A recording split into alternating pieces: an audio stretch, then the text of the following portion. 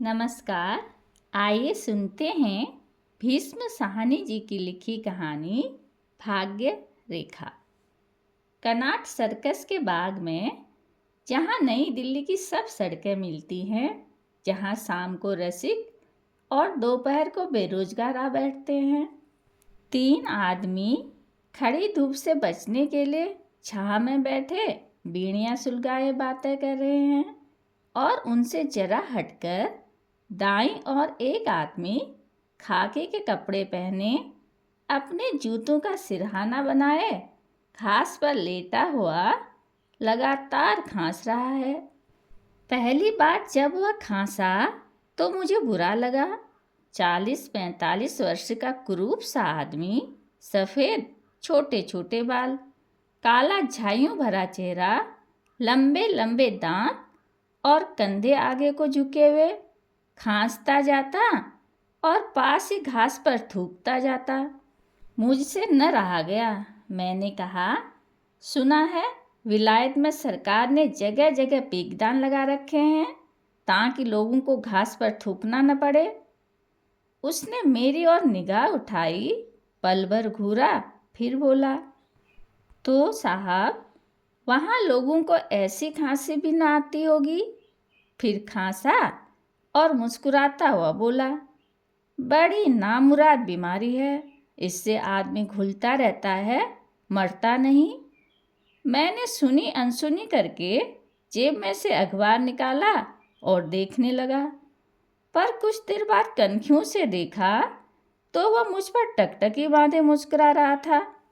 मैंने अखबार छोड़ दिया और बोला, क्या धंधा करते हो? जब धंधा करते थे तो खांसी भी यूं न तंग क्या करती थी।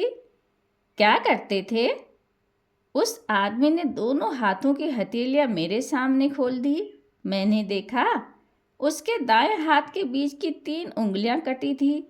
वह बोला, मशीन से कट गई, अब मैं नई उंगलियां कहाँ से लाऊं? जहाँ जाओ मालिक पूरी 10 उंगलियां मांगता है। कहकर हंसने लगा। पहले कहाँ काम करते थे? कालका वर्कशॉप में। हम दोनों फिर चुप हो गए। उसकी राम कहानी सुनने को मेरा जी न चाहता था। बहुत सी राम कहानियाँ सुन चुका था। थोड़ी देर तक वह मेरी तरफ देखता रहा, फिर छाती पर हाथ रखे लेट गया। मैं भी लेटकर अखबार देखने लगा, मगर थका हुआ था, इसलिए मैं जल्दी ही सो गया। जब मेरी नींद टूटी तो मेरे नज़दीक धीमा धीमा वार्तालाप चल रहा था। यहाँ पर भी तिकोना बनती है, यहाँ आयु की रेखा है और दिल की रेखा मिलती है। देखा, तुम्हें कहीं धन मिलने वाला है। मैंने आंखें खोली। वही दमे का रोगी, घास पर बैठा, उंगलियां कटे हाथ की हथेली एक ज्योतिषी के सामने फैलाए अपनी किस्मत पूछ रहा था। लाग लपेट वाली बात नहीं करो, जो हाथ में लिखा है वही पढ़ो। इधर अंगूठी के नीचे भी तिकोन बनती है। तेरा माथा बहुत साफ है, धन जरूर मिलेगा। कब? जल्दी ही। देखते ही देखते उसने ज्योतिषी के गाल पर एक थप्पड़ दे मारा। ज्योतिषी तिलमिला गया। कब धन मिलेगा? धन मिलेगा। 3 साल से भाई के टुकड़े पर पड़ा हूँ, कहते हैं धन मिलेगा। ज्योतिषी अपना पोथी पत्रा उठाकर जाने लगा, मगर यजमान ने कलाई खींचकर बिठा लिया। मीठी मीठी बातें तो बता दी, अब जो लिखा है वह बता, मैं कुछ नहीं कहूँगा। ज्योतिषी कोई 20-22 वर्ष का युवक था।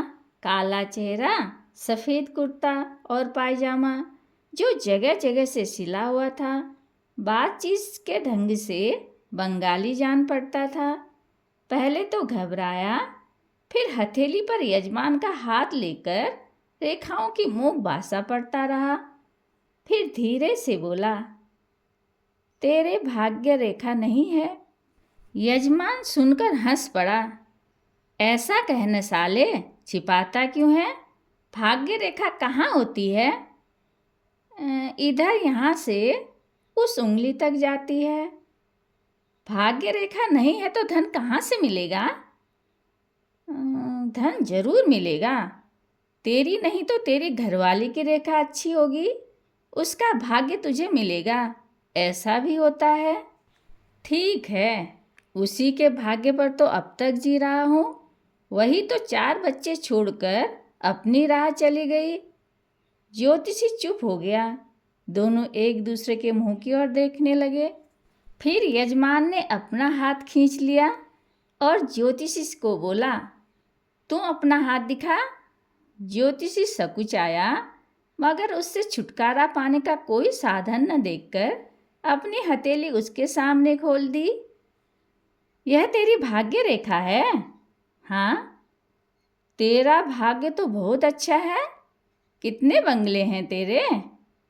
ज्योतिषी ने अपनी हथेली बंद कर दी और फिर पोथी पत्रा सहेजने लगा। बैठ जा इधर, कब से यह धंधा करने लगा है? ज्योतिषी चुप।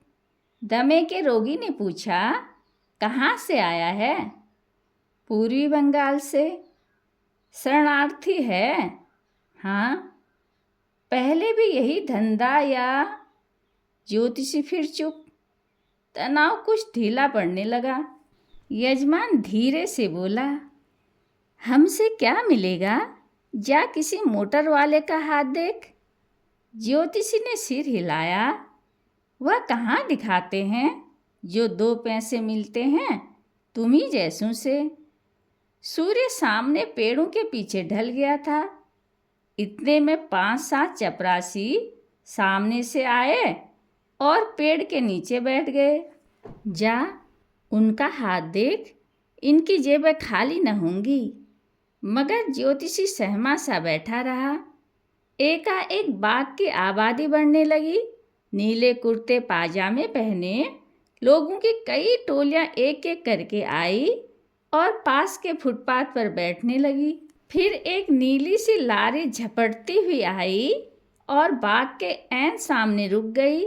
उसमें से 15-20 लठधारी पुलिस वाले उतरे और सड़क के पार एक कतार में खड़े हो गए। बाघ की हवा में तनाव आने लगा। राहगीर पुलिस को देखकर रुकने लगे। पेड़ों के तले भी कुछ मजदूर आ जुटे। लोग किस लिए जमा हो रहे हैं? ज्योतिषी ने यजमान से पूछा। तुम नहीं जानते? आज मई दिवस है, मजदूरों का दिन है। फिर यजमान गंभीर हो गया। आज के दिन मजदूरों पर गोली चली थी।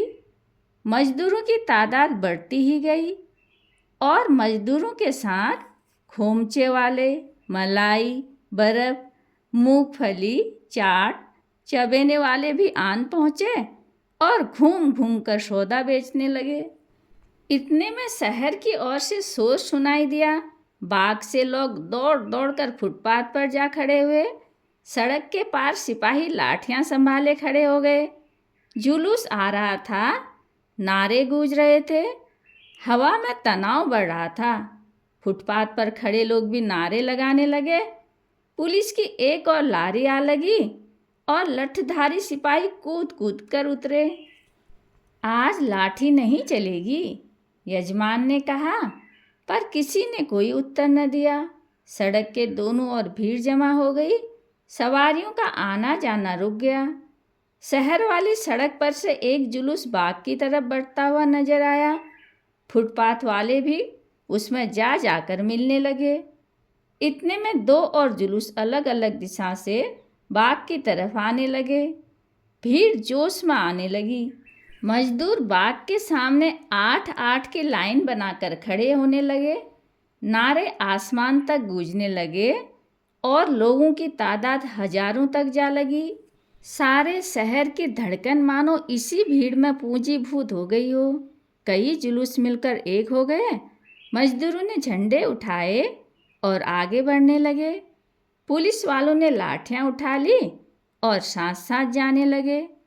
फिर वह भीमाकार जुलूस धीरे धीरे आगे बढ़ने लगा। कर्नाट सर्कस की मालदार धुली पुती दीवारों के सामने वह अनोखा लग रहा था, जैसे नीले आकाश में सहसा अंधियारे बादल करवटें लेने लगे।